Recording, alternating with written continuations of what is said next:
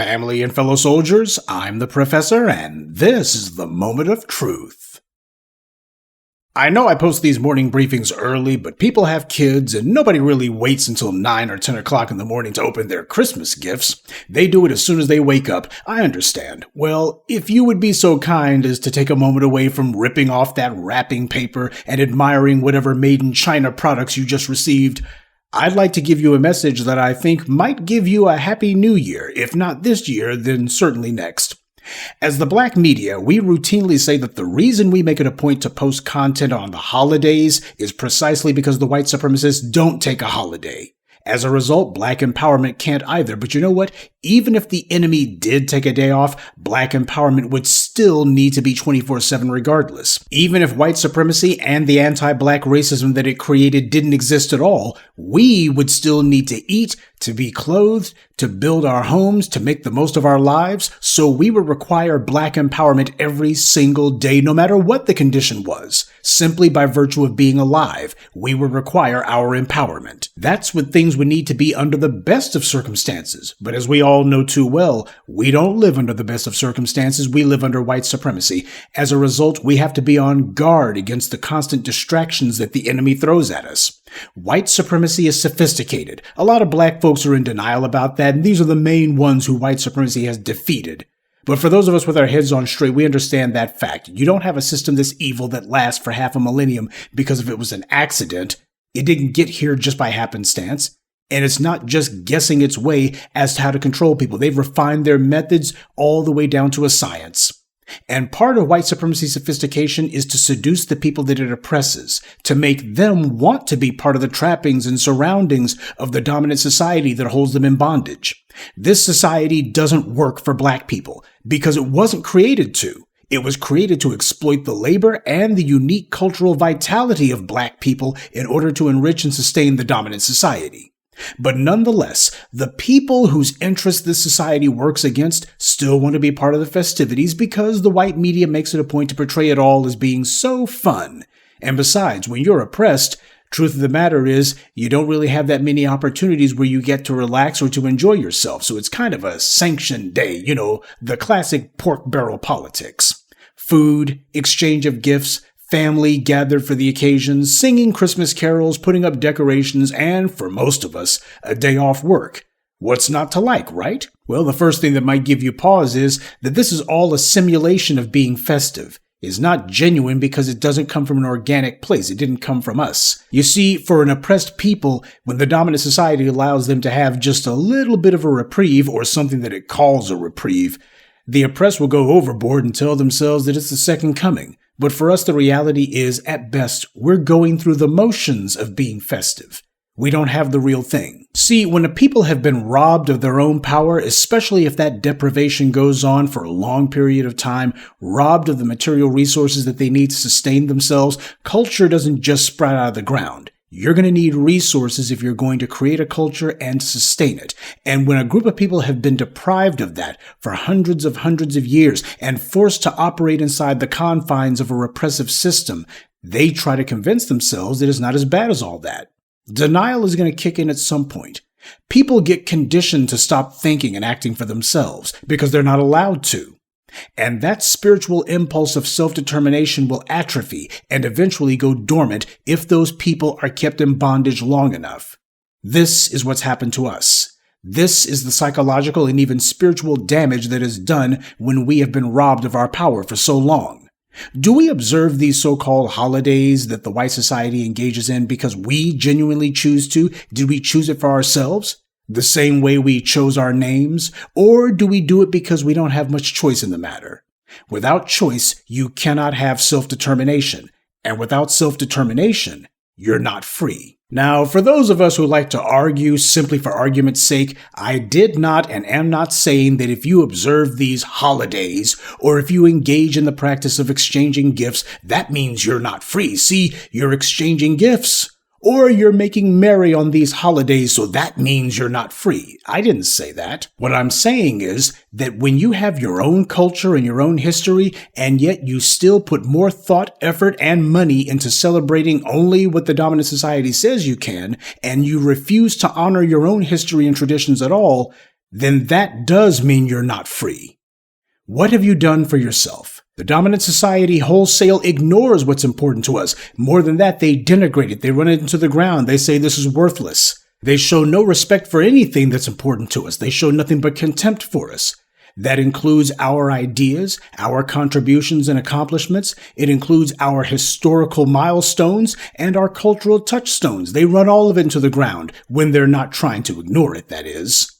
And the enslavement that we've experienced goes way beyond mental chains. They get you to put chains on your resources, too. I'm sure that it's an old joke, but I remember Brother Khalid Muhammad during one of his many lectures talking about how black people are the first ones to get all jolly in the behind about Christmas. And for the record, yes, this is going to be one of those kind of morning briefings. Brother Khalid talked about two things. First, black people take all their little old money and spend every single penny of it, working overtime, even going so far as to go into debt so they could buy gifts on a specific day set aside by the dominant society. And worse than that, too many black people are trying to compete with each other to see who can buy the most expensive gifts. So even the people who claim to believe in Christ, they don't use that overtime money to make a larger tithe at church. They don't use it to do anything other than make some white corporations richer. Is that the reason for the season? But the inappropriate economic behavior is only part of the problem. As Brother Khalid explained, it's how black parents act towards their children during this time of year that's the even greater crime. Black parents will work themselves half to death to buy their kids some gifts, or as Brother Khalid put it, at first you say ho ho ho, and then after Christmas you owe everybody. And as a result of that, all of those gifts are going to be forgotten about soon enough. They always are. Black people go into debt, and for what? To be part of a so-called holiday, part of the festivities, that's basically an arbitrary reason for you to engage in more rampant consumerism. And we have black parents who tell their children that some white guy came down the chimney even though you ain't got one, and that he was the one who had these gifts that are on the floor. Oh, don't thank the parents for it. The parents had nothing to do with it. It's this white guy over here. He's the one that you should be thanking. Now, what does that do to the mind of a black child under white supremacy? I'm reminded of that line from the movie The Departed where Martin Sheen says, "We deal in deception, but what we don't deal in is self-deception." It's a little incongruent to celebrate the birth of a deity by giving everybody else gifts, isn't it? But how do black people in general, and black parents in specific, think that it affects the psyche of their children when they're taught that a morbidly obese white man from way up north and his army of vertically challenged Eastern European slave labor are going to come to your house once a year and leave valuable consumer goods lying around for free? For white society, there's no psychological damage in these fairy tales other than disappointment if this overweight philanthropist doesn't come along and give you some free swag. But for black children living under white supremacy, this is, as Brother Khalid Muhammad put it, mental genocide. This is getting black parents to indoctrinate black children to seek out the approval of someone from the dominant society and to look to them to give you things. So stay in their good graces so that they'll give you some things. Meanwhile, if those same black children make the mistake of going to one of these stores owned by these folks, they would get followed up and down every aisle of the store. And even if they did make the mistake of saying, hey, there's some item that I want to buy, they would be ignored. That's the only time they would be ignored. If they actually express interest in buying something, oh, we ain't got time to deal with you. And yet these same black folks, they'll be the first ones lined up saying, let me go ahead and buy some stuff from these folks over here.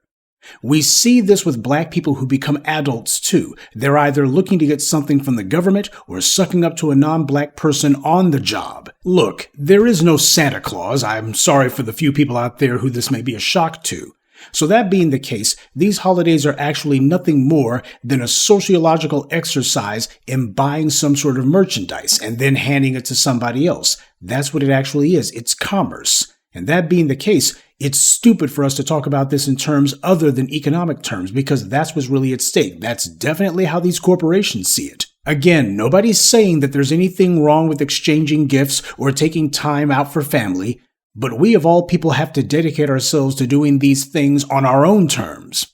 And that's why the black media makes it a point to remind you that it needs to be business as usual on these days. because that is self-determination. And if we're not going to do it on these days, then when are we going to do it? Seems it's never the right time or the right place for Black people to decide that we're going to be following our own traditions and acting in our own interest and turning our backs on the dominant society's trappings and holidays and observances. Did we really need for Jim Crow Joe Biden to declare Emancipation Day, also known as Juneteenth, to be a national holiday? Did we really need to wait for him to do that? Dr. Joseph Ben Yakinen said, "Don't ask for a day, you take a day." You don't see Hispanics asking if they can take time off for Cinco de Mayo, a foreign holiday that has nothing to do with the U.S. whatsoever, and yet they just simply do it. And as a result, it becomes a law unto itself because you got a critical mass of people who are saying, you know what, this day is important to us. We don't care if it's not on your calendar. It's on ours. And that's all that matters. And the Asians also do similar things. And nobody is more strident about observing their holidays than the Jews are. And none of their holidays happen to be on the Gregorian calendar, just for the record. Now, Black people above all folks ought to be the main ones who stand on business when it comes time to say, hey, these are the days and these are the events and commemorations that are important to us, and we are going to make sure that these things are honored because it's important to us. You see, it's hard to stand for what's right, especially when you have to do it alone. But when someone is taking a stand, there's usually no bandwagon for them to jump on. That doesn't mean that they're wrong. What it means is they're ahead of the curve. Just understand that most people are conformists, not merely because they want to be part of the crowd, but because it's easier. Picking the cotton is easier than fighting massa. But you know what? You only need to knuckle up on that racist punk one time, and then life gets a lot easier. Certainly easier than continuing to pick the cotton. Money is power. And power should never be given away easily. This is why I tell you that Black people have to reverse their thinking and their behavior. We treat our wallets the way that we're supposed to treat our ballots, and we treat our ballot the way that we're supposed to treat our wallet. We got the game completely backwards. Your ballot is supposed to be treated like a brothel. Whoever is offering you cash or tangible policies can get in. We don't play favorites. It goes to the highest bidder. And just because someone got access 2 years ago doesn't mean that they'll automatically be granted access today. You gotta pay to play. That's how you're supposed to treat your ballot. But we don't do that. Instead, we treat our ballot like it's some exclusive marriage vow that's only supposed to be for one person and one person alone, and we don't dare sully the purity of our relationship by even thinking about going with somebody else. Your wallet is what you're supposed to treat like a convent, like a monastery. Only the pure of heart are supposed to be able to get access to it. The dollar has power, and you're never supposed to give anyone your power unless you already know you're going to get it back and then some. Black people will save for weeks, if not months, in order to do it big on Christmas Day. What needs to happen is Black people need to put that exact same effort and forethought into saving up their money and using it to empower themselves. Now, can you imagine how it would change things for Black people if for 1 year, not 10, not 5, or even 3, but if for 1 year, Black people put all of that effort, all of that overtime, and occasionally loans, and squirreled that money away, and instead of giving it all to Amazon or Best Buy or whatever, what if instead Black people decided to use that as seed capital to start that business venture that they've been thinking about for the last 5, 10, 15, 20 years, sometimes more? They've been thinking about it since forever, but never lifted a finger or made a move to bring it about. We'll need money for it. You can get started by making sure that you don't give away the money that you do get. Prioritize you, not Best Buy or Amazon. Instead of saving and amassing all that money just to squander it at some big box store, what if instead Black people decided to give themselves the gift of empowerment, or to invest it in some way that's going to make them money instead of losing it? Working for overtime is fine. Getting a loan can be fine too, but not if you're going to do it just so you can give that money to some white corporation, because they certainly would never do business with you. I believe it was Booker T. Washington who said Black people believe in working for what they want, but begging for what they need. That's hustling backwards, folks. See, it doesn't matter if it's Santa Claus or Jeff Bezos. When you're dumping thousands of dollars into making sure that you got enough name brand gifts to make it through the holidays, what you're actually doing is venerating somebody from the dominant society, somebody who does not look like you, doesn't have your interest at heart. Keep that money in your pocket and put it to good use on something that's to your benefit. We should give gifts on birthdays or special occasions. That's when the gift giving ought to take place, not some arbitrary date in the middle of the winter. Personal economic empowerment doesn't happen by accident any more than group economics does. You want to see something at the group level? You have to practice it at the personal level first. And yes, I couldn't help but notice that be it the 4th of July or Thanksgiving or Christmas Day, whenever the black media takes one of these holidays as an opportunity to remind you that there are some things that could be done to empower yourself, I know it makes some folks uncomfortable. There's lower view counts, and it ain't just because they're celebrating the holiday. It's because this kind of message is an uncomfortable one. But you know what? If you're overweight and you need to lose some weight and get yourself in shape, it's going to be uncomfortable going to the gym too, at least at first. But that discomfort is the price that power demands. And the same thing goes economically. No subjugated people has ever freed themselves by accident or by continuing to go along with the program given to them by their oppressors. They get free by rebelling against it. I'm sure I speak for us all when I say I look forward to the day when black people change their priorities and get their minds right. Focusing on economic empowerment as opposed to hanging up Christmas lights. Black people focused on getting what's ours. Now that is a day worth celebrating. Good day, and be one.